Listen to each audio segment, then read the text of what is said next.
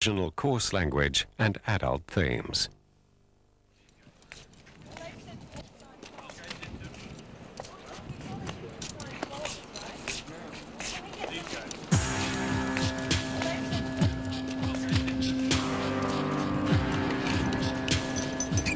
There are now at least 2 million people in the country's prisons and jails. I don't like empty beds. We're a private business. I want my facility filled up. The private prison industry in the United States is always looking for new markets, and right now they are focusing on international markets, on Great Britain, on Canada, on South Africa, on Australia. US and UK multinationals have been operating private prisons in Australia for about 10 years. We've got about 20% of Australian inmates in private prisons, the largest percentage in the world. So we've got increasing number of people going before the courts, being imprisoned, and a ready supply of transnational multinational corporations who will build more prisons. I believe that the United States judicial system is a great big scam. They make more money than the top 10 Fortune 500 companies combined. I read that in a magazine, Forbes.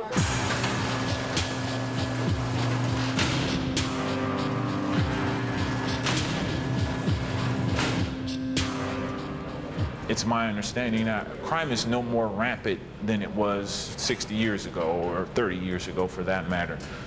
The thing is that crime is getting more and more exposure.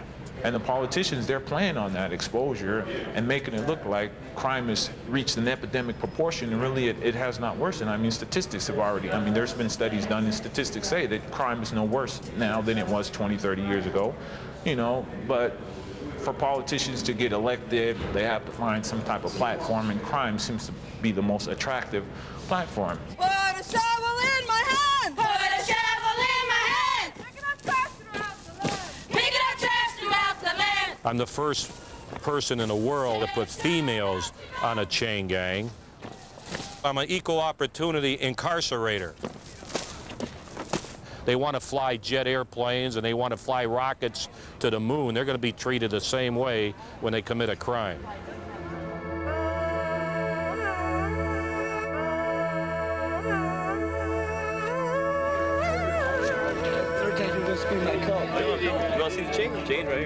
During this period of dismantling the welfare state, punishment has become far more profitable than ever. We're dealing in a situation where society as a whole is clamoring for a so-called get tough on crime approach, locking up more and more people for longer and longer periods of time, and that is inevitably having an effect on the kinds of conditions people are locked up in. Crime has dropped in America for 5 straight years, and all over the country. We opened 3 500-bed prisons a week in the United States. We already have the highest rate of incarceration in the world. These tents are established in a cheap land near the dump, dog pound, waste disposal plant. So you have to find the land that's cheap, it's county land. So this is a great location. Sheriff Arpaio is represented as the symbol of law and order. He has created a spectacle in an attempt to recapitulate the past with the chain gangs and the stripes, and is willing to go to all lengths in order to create his, sort of punishment empire. When I became sheriff, I took a lot of privileges away, took away their smoking. I showed Newt Gingrich every Tuesday, and then I showed a Weather Channel and Donald Duck. That's all they get. Took away their coffee, saved $100,000. Feed them bologna sandwiches, saved $500,000. You're going to start paying for your bologna. So I'm going to charge you guys. 90 cents a day. It's only 90 cents. That's how efficient we are. Costs more to feed a day. No, 30 cents a meal. It's only 90 cents a day to feed you guys. We owe him $1 every day that we eat here, plus have to work for him. Working 7 days a week. I go to work at 12 and come back at 9 in the morning. and that's how long I work, and I still got to pay $1 a day. Usually you're going to end up in here because you can't pay your fines or whatever, but when you get in here, it's even worse. You owe this guy $1 a day. I've been here 4 months on a probation violation, and I'm going to leave here owing, what's that, $120. $120. If I come back, you know what I mean, then it's going to pick up from there. I'll keep owing. And if you don't pay your bill, they're going to bring you in on a failure to pay a fine. You know, we're like cattle. We're like a marketable product. What happened to educating people? This is not education. If you take a dog and you pin him up in a cage, you don't give him love, you don't give him attention. The same dog you raised from a puppy that loved you now will bite the same hand that tries to pet him. That's the problem. The American people are becoming victims of a bait-and-switch scam. Politicians want to appear tough on crime because they know it wins them votes because people are frustrated about crime. As a result, they promise that they will fight crime. They will fight violent crime. They will fight the murderers, the rapists, the robbers, the people we all think about when we think of the word crime, by building new prisons and by proposing harsher laws to make sure people get locked up for longer periods of time. Well, who goes into these prisons? This is where the scam comes in, because there's a switch that goes on. Once the prisons are built, the people who end up going in them are mostly nonviolent offenders. 84% of all people who entered U.S. prisons since 1980 were convicted of nonviolent offenses. I am currently servicing a sentence for failure to appear on a charge of riding a bicycle on the wrong side of the street, riding without a headlight, and trespassing through a park after hours. And I failed to pay fines on that. I'm serving 54 days of my life incarcerated. It seems to me that we could be using this prison and jail time for a little more serious crime. Once you're out of jail, you're out. You know, if you get lucky to get reinstated on probation, you got a couple of weeks to get a job. If you don't get a job, you're right back here. It's quite a system they got going here. They get them locked in and they can't get them out. I'm doing a 4-month study with the university to see if recidivism, which means repeat offenders, come back. I'm willing to take the hit. If the study says, Sheriff, it's not working, these guys are coming back over and over and over again, I'll take the hit. Been here a year? No, I was in here a year last year. I was in here all. You're back again? Yeah. Why did you? You're ruining my.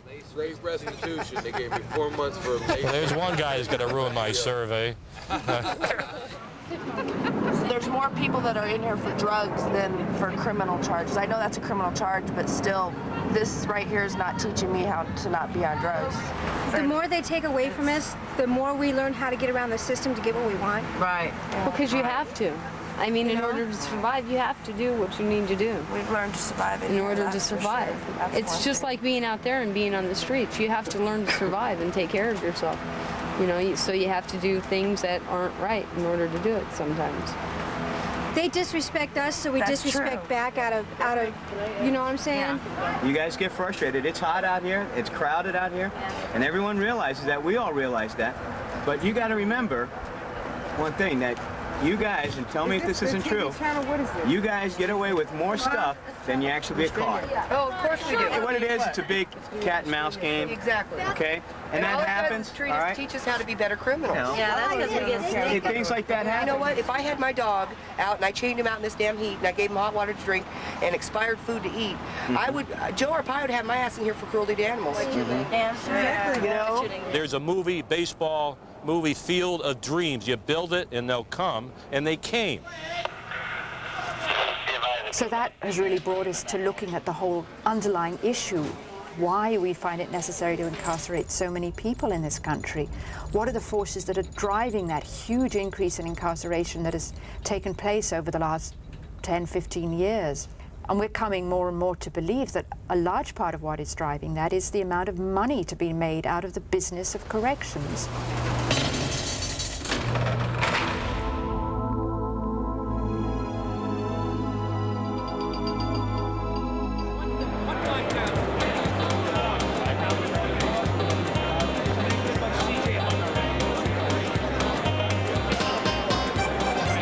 There are about 20 to 30 private prison companies in the United States that compete for states to give them money to build and manage prisons. The two leading companies are publicly traded, the Correctional Corporation of America and Wackenhut. You can actually go out and buy stock on the stock exchange and become an investor in these companies. And of course, the irony is that the Correctional Corporation of America, which controls about 50% of the private prison market, is one of the hottest companies on the stock exchange. Wall Street investors love this company. It posted the 4th largest gain of any company in the United States in the New York Stock Exchange in 1995. Its profits have been doubling year after year for the last 5 years.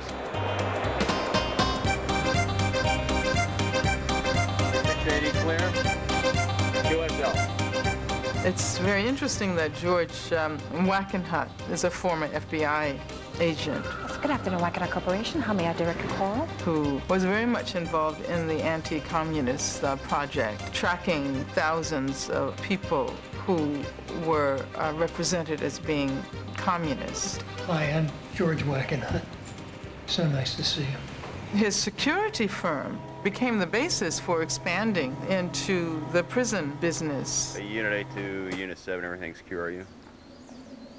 Well, it's grown like wildfire. From 0 beds in 1987 to roughly 36,000 today. Wackenhut Corrections is extremely proud to be the overwhelmingly dominant developer of privatized prisons in the international market. The most important factors in order to reduce cost is the speed of construction. Obviously, the fastest you build, the less cost of the facility. We probably design about a project a month, or every 2 months we have a new project design. I would think we could look forward to growth of anywhere from 20 to 30% year over year of the entire industry. The revenues last year were about $300 million. This year we're expecting to make $400 million. Rec yard is here. The ambulance access is through here. And our facilities are usually lower cost than conventional facilities for two major reasons. One is the staffing. We design our facilities to minimize staffing, and we can come up with a pricing at a fraction of the time that the conventional method offers. You can see the number of facilities that have been established in Australia. We're also very proud to note that we've recently been awarded 1,500-bed prison in South Africa, another demonstration of the dominance of Wackenhut Corrections in the international marketplace.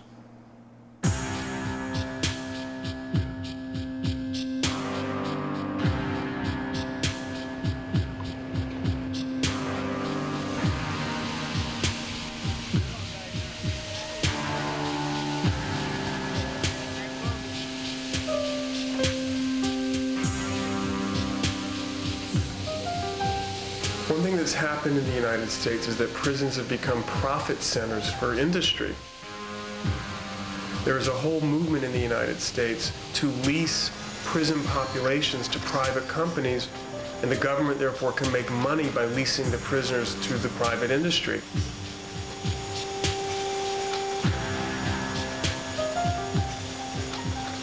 We work with U.S. Technologies, who is one of our industry partners, and with Chatliff Controls, in order to provide workable skills for the inmates that they could take out into society. A company made computer circuit boards in Austin. This company decided to transfer its operations into a private prison. 150 people in Austin lost their job, and prisoners in Lockhart gained the job. Instead of paying $8 to $10 an hour, they paid the minimum wage, which at the time was $4.25 an hour. They paid no benefits to speak of, and they got their facility for $1. What's happening is that people who do not have employment opportunities in society almost have to be caught and be convicted of a crime and go to prison in order to get a job. The main job growth for people who do not have skills is in the prison setting. We have a captive audience, so to speak, in that they show up every day and we don't have to worry about them Monday morning not coming in.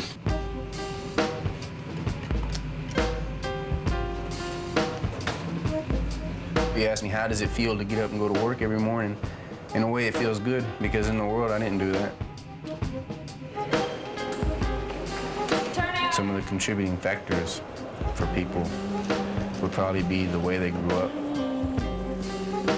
Here we call it the ghetto.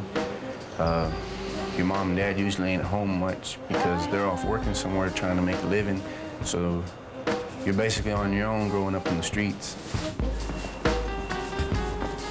This unit here is a real laid-back unit. It's a minimum security unit. Where I come from was a maximum security unit. And there, it's harder to find yourself because you get caught up in the penitentiary games. When I first got in prison, I was in trouble a lot, went to SEG a few times. And then after a while, you start thinking, you sit back in SEG and you're all alone.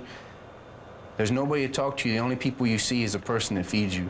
And you don't see nothing else. You don't see no daylight. And you start thinking, is this really the way I want to live the rest of my life? And that's not what I wanted.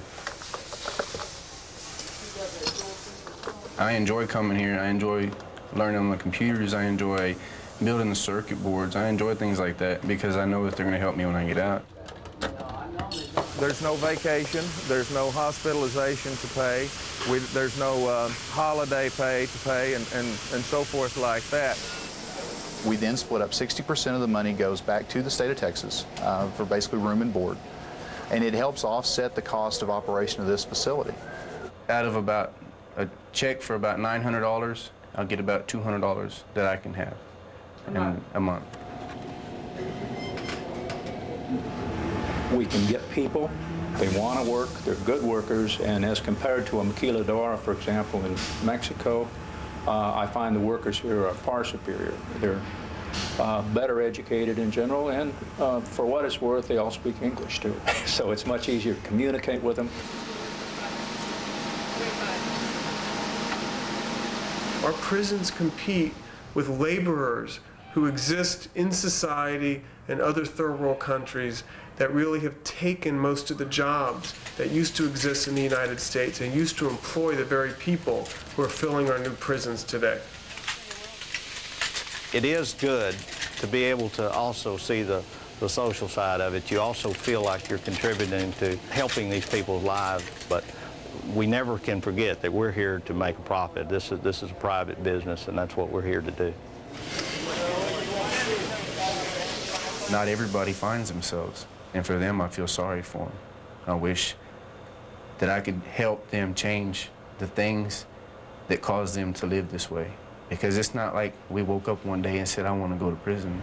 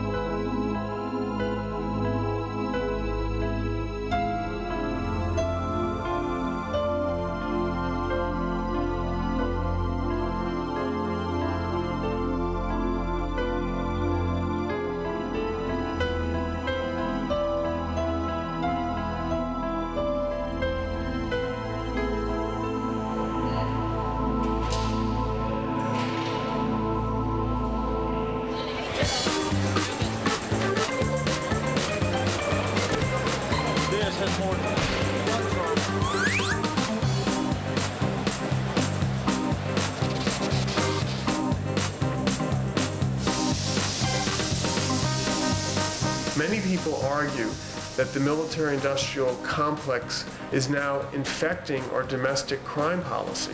People talk about the prison-industrial complex in the United States, and there is a growing prison-industrial complex in the United States. Detection security system specializing in the perimeter intrusion detection systems. The first touch is a shock. If you are silly enough, the second touch, you're dead. We have everything from our standard 452 sing ball grenade. We have several different types of impact behavior modification devices here. And our diversion extraction device, it actually ejects 7 separate small submunitions throughout a room. We like to term them instant attitude adjustment and behavior modification devices. There's a whole effort to help defense contractors in the United States recreate the types of weaponry that they created for war and market it to be used against our own citizens in the so-called war against crime.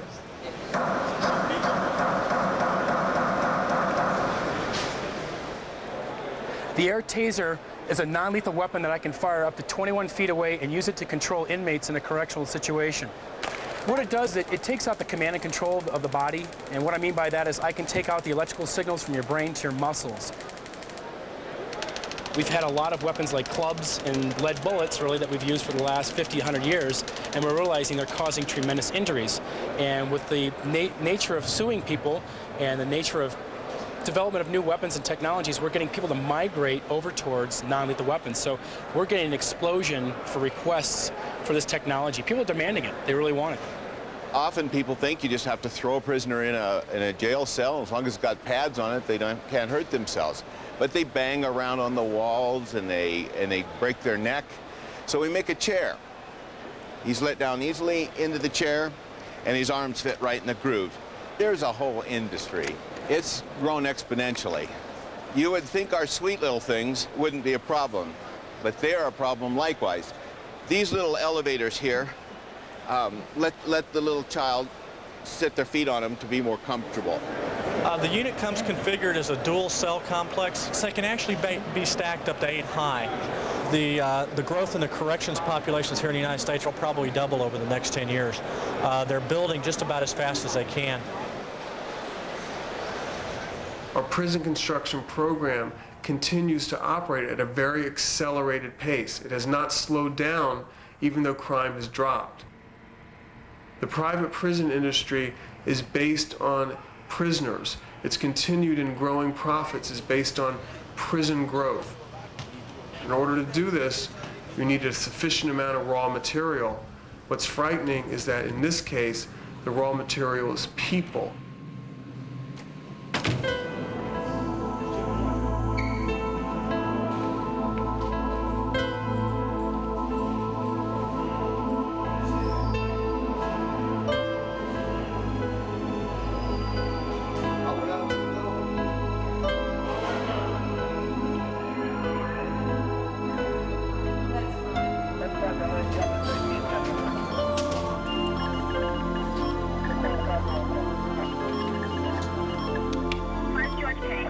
Lifeline! Therapeutic! Community! Philosophy! We are synthesized towards our goals. Whatever these alternatives to the more accessible way of living free from the bonds of alcohol, drugs. It's all about behavior modification. It's about, the whole premise behind Lifeline is when you're on a job out there, you're going to have logs to sign, you're going to have responsibility to wear. You're going to have rules you have to follow. We're all in here because evidently we weren't very good at following those rules that society placed upon us. So by doing little things like this in here, it's supposed to help us to accept bigger things when we get out of here. Why? Please help me stop whining in the TC. We gonna help you.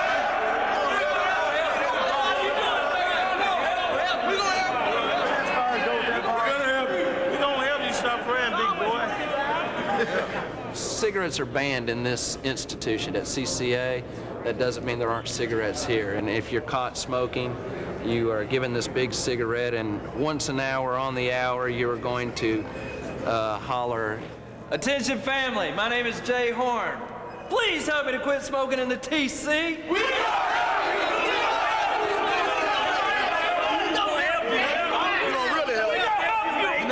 help. We're gonna help you. You're just a grown man doing this stuff. It's real embarrassing at first. Yeah, that's embarrassing almost as much as when another inmate tells you to go to a quiet chair. You have to go up and sit in the chair in the corner until they get ready for you to come out. It's like just stripping your manhood from you. You're a child. Just. Almost 70% of people who are presently incarcerated are people of color. There's a kind of informal affirmative action program that leads 5 times as many black men into prison as into colleges and universities. You're seeing a huge increase in the percentage of people who are locked up for drug crimes. We're not talking about drug kingpins, the sort of people who make millions of dollars importing drugs. We're talking about people who get caught up at a very low level and end up with very, very long prison sentences as a result. If you send an addict to prison, all you're teaching an addict is better ways to commit crimes. You're putting them in a negative environment when I think that treatment is the answer. I think that, you deal with the problem. The problem is addiction. Addiction is a disease. You don't treat a disease by putting people in prison. You don't treat cancer by putting people in prison. It's a disease. You give them treatment and therapy. I mean, you can have treatment centers on the outside if you're lucky enough to be able to afford health care in this country. If you have health care, treatment centers will accept you. But then now the system is cut down to where they only accept you for a few days to detox. It's a problem right now, and it's a real problem. That's why you have so many addicts in here, because they're not getting the proper treatment on the streets. How many of us will presume to announce, well, I'm sober and I'm happy? We have to grow or else we deteriorate. Change we must. We can't stand still. Today I will remember, living is changing.